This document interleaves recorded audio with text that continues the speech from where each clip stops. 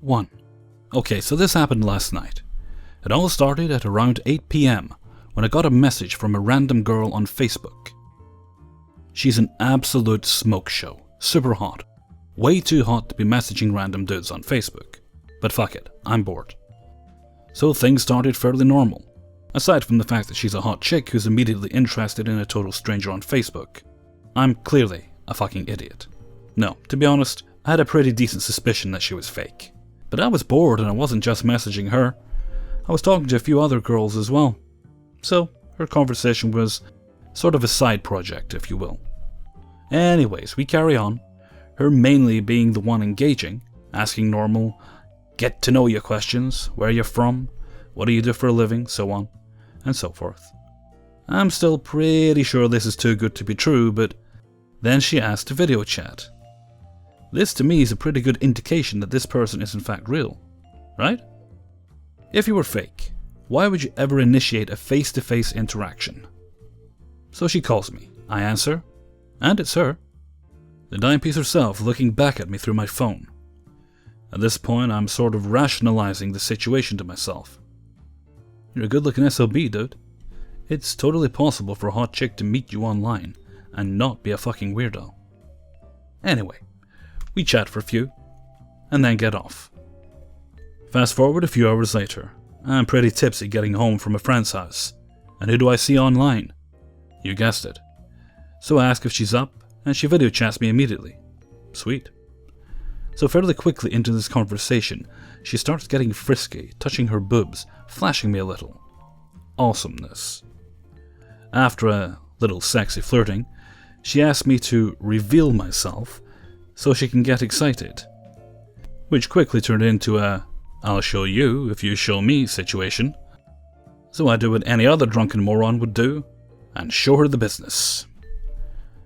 All the while, my face is well in frame. So, after about 2 minutes of video of myself playing with my dick on her screen. Oh, I fucked up. She then starts telling me that if I don't pay her $10,000, she's going to release the video to my family and friends. What the fuck? She then sends me the names of my little sister, little brother, and sister-in-law. All the while sending messages like, I need you to stay calm. If I don't receive this money, I will destroy your life. So I sort of freak out, but I'm surprisingly calm at the same time. I start to tell her I'm associated with law enforcement, yada yada. Did some research on what to do, basically block them, report them, call the cops and file a report, deactivate your accounts. So I do all those things. Awkward conversation to have with a cop at 3 in the morning. Anyways, I'm at work and didn't sleep a fucking blink for obvious reasons. I'll probably spend at least the next couple of weeks on eggshells, waiting for my life to be destroyed, so if any of you guys have any suggestions, please feel free to toss them my way. Oh, and if you just want to comment about how fucking retarded I am, please feel free to do that as well. 2. Visited Colorado a couple years ago on vacation with my partner. He lived there for years, so after a week showing me around Yellowstone and Grand Tetons, we're back in Denver on our last night, hanging with his friends. Our friend, name withheld to protect the innocent, is a part-time drag queen bingo hostess, and knows everyone. So what started instantly enough as a couple cocktails before dinner, turned into no dinner, bar hopping, and closing out the place. It's at this point I make 2 critical errors, thinking that I had acclimated to the altitude, and believing that I could still drink like a champ, and keep up drink for drink with my partner and his friend, who each have a good 25 pounds on me. Thanks, vodka, you jerk. I don't remember leaving the bar. I don't really remember getting back to the hotel. I do remember the piercing screech of the hotel fire alarm going off at 8:30 AM, thinking that the hotel is burning to the ground, and we've got to get the fuck out. I'm up and heading down the stairs like an Olympic sprinter, leaving my partner still trying to sleep. Somehow, that made sense at the time. I remember muttering something about coming back for him if there was an actual fire. It's not until I'm full-face assaulted by the morning sunshine out front of the hotel that I realize I'm still blind stinking drunk, I need to sit down somewhere before I puke. Only place I can see is the curb, so I plunk my sorry drunk ass down and hang my head between my knees, just as the first fire truck pulls up. I look up to see the firemen walking past, crack up laughing when they realize the state I'm in. It takes them a good 20 minutes to investigate and give the all clear, so I head back to the elevators. When we booked the hotel, the free breakfast was a selling feature. Now, standing, waiting for the elevators, still drunk, waiting for everyone and their dog to go back to their rooms. The smell from the buffet is nauseating and overwhelming. I'm trying desperately not to vomit. When it's finally my turn for the elevator, I get sandwiched in, stuck standing between a couple punters taking heaping plates of eggs and sausage back to the room. I get off the elevator, a couple deep breaths to suppress what nearly came up, and get back to my room. I'm thinking the worst is over, and I've survived pretty well. A little sleep and I'll be okay to make it to the airport for our 5 p.m. flight. Suddenly, feeling a little flush, I go to the bathroom to splash some water on my face. That's when I notice the barf all over the vanity, and all over the toilet, and all over the floor between the toilet and the vanity. Then the smell hits me. I wash quickly with a face cloth, and head back to bed. I grab the sheets to pull them up, and notice a bunch of weird brown stains. Somewhere along the epic projectile vomiting I don't remember, I had literally shat the bed too. There were skid marks and smear stains all over the sheets. But because I was still so drunk I could barely move without getting spins and puking. I resigned the last of my dignity, and curled up in my own filth. We arranged late checkout with the front desk, seriously considered moving our flight by a day, but decided we really just wanted to get home. We not only had to tidy up and pack our stuff, we also had to stop at FedEx to box and ship 3 boxes of Salsa Verde Doritos. They don't sell in Canada. We can't pack in luggage. It seemed like a great plan when we bought them. Drop the boxes at FedEx, get to the airport, drop the rental car, check the bags, get through security, all while I'm still drunk, and are finally on the plane. We're in fancy class, cashed in airline points, which comes with a dinner and free booze. Can I get you guys some wine or a cocktail? No, please, dear God, no. Just water. Really? Are you sure? She asked us 3 more times. It's a 3-ish hour flight. Cleared customs, got home. Only time we've spoken about it since is as a cautionary reference. Remember what happened in Denver. 3. This happened last night. I've been dating this girl for the past 6 months. We get along great, and this week her parents are visiting, so she wanted me to meet them. We both recently finished watching The Sopranos, and I like to pretend I'm Italian and speak like Tony S. does. Like Silvio, sometimes, or Polly. She knows I joke, and she mocks me when I do it, and we both have great laughs about it. Her family is Italian, but she doesn't follow their culture. I've seen pictures of her family, and they all look very nice. I was excited to meet them. So we're at dinner, and I've had a few. I'm not a drinker, not even socially. But they were all drinking, and I wanted to join in the fun. I'm not even driving, I thought, so why not? They bring out some Italian dish, and I stupidly go, "Hey, passa cababol," even if this isn't actually that. So my girlfriend laughs, and my now never be in-laws politely laugh as well. And me in my drunk state of mind confuse this with the sign that I should pretty much go through every stereotype that I know. And I do. So the next 2 hours I did Tony, Silvio, with the face and the hands. I did Polly, and even that weird way he points, and also how he laughs. He. I even started just saying random Italian words, or at least how they sound, and naming food items, saying antipas every 3 seconds. I even did some George Costanza from Seinfeld, apparently. I'm saying gumma this and gumma that, etc. A complete mess. I'm so into my little performance that I completely miss the looks I'm getting with genuine wonder. Finally, after what I'm sure seemed like hours to them, I come to a stop because her older brother, who is probably 6'6", and built like a bull, gets up, goes up to me, right after I hear a bunch of people say, "Don't do it." He punches me and I pass out. I wake up and there is someone on top of me, telling me I opened my head and would need stitches. They load me into the ambulance, and I still have no idea what happened. My girlfriend finally tells me what happened and drops me home. I woke up today with a text from her that read, "Can I come over? I want to talk to you." We talked on the phone instead, and she says she needs some time, wants to take some time apart from each other. That's where things are at. Edit. Yeah, as I'm sure is no wonder to anyone, it's over. Can't really blame her. Can't really come up with a way that makes it slightly better. Had this been her friends from school, or somehow anyone else except her immediate family, I think I would have tried to make it better. But it's her parents and brothers and sisters. These are people she will see for the rest of her life.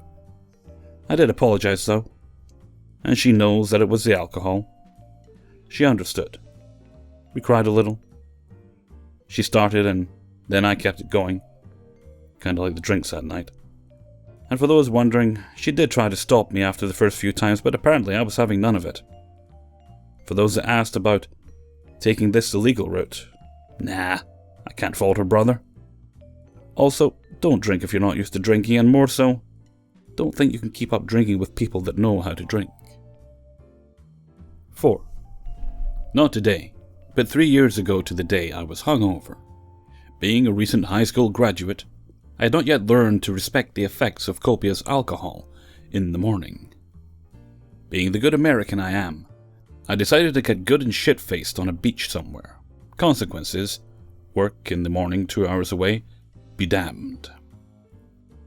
That somewhere was on a beach in Michigan's Thumb, which for the geographically challenged, is separated from Canada by a narrow stretch of water. On the drive to the beach in question, the exit I was to take was right beside the exit for the bridge to Canada. Now, on this particular morning my head was hurting. Something fierce. And it was early as fuck, barely crack of dawn. And I had smoked all my hangover medicine the night before. This is relevant. As I was driving, my dumbass couldn't find the exit I needed to take to get to work. Using some impressively stupid logic, I decided that the exit I needed would probably be on the same exit as the bridge to Canada. Fuck up number 1. I was wrong. Oh, so wrong. So I'm driving, still wishing for the almighty hand of God to reach down and smite me, so that I could be free of this American-sized hangover. And I pull up to the American customs station. I explain my situation to the bemused, irritated customs agent, who tells me to pull up a little ways to this gate, so I can turn around and be on my merry way. I do so, but decided in the 3 seconds I was there that the gate was broken, and I should keep driving. Fuck up numero dos, and biggest, over the bridge. As I'm halfway over the bridge, 2 thoughts strike me. 1, I don't have my passport, and 2, oh fuck, I have a grinder and bowl literally in the cup holder, and that is definitely a no-no when crossing international borders. I frantically tried to hide them under some clothes under my seat. But I'm sweating bullets, which coincidentally smelled like a brewer's asshole, when I pull up to the Canadian customs agent. I again explain my story, but she seems less amused than her American counterpart and tells me to pull aside, where these nice gentlemen will take care of you and send you on your way. I give my clothes one last tussle to try and hide my paraphernalia, and pull over. They tell me to step aside while they search my car, and my heart is hanging right around my ankles at this point. I have no inkling of the time passing, but at one point I hear, "Sir, please turn around and put your hands behind your head. You're under arrest for smuggling." If it had been a sitcom, I would have done a spit take. Instead, I was led in cuffs to a holding cell, where I was left to ponder my impending demise via parents. At some point I speak to a public defender who at 7:30 in the morning was not exactly energized and engaged and interested in my case. More time passes. It felt like an episode of SpongeBob, many hours later. And then my arresting officers knock on my door. I figured this is the end. I'm going to rot in a Canadian jail and not go to college, and my parents won't love me anymore, and I'll resort to living in a van down by the metaphorical river. They still haven't told me what's going to happen to me. They just lead me to a different room with no cameras. They tell me to get naked, which is a lot less fun of a command when it's coming from two burly cops, one of whom had a righteous mustache. I do so, and they lead me back to the original holding cell, but this time without cuffs. So I figured that could be a good thing. More time passes. Eventually they come back and tell me I'm free to go. Cue another spit take. Apparently, the Canucks don't really give a shit about the ganja, especially when you only have scraps in a grinder and a shitty gas station bowl. I then proceed to thank Neo for allowing me to dodge the biggest bullet of all time, and whip it to work. I was actually only 30 minutes late, which was a silver lining.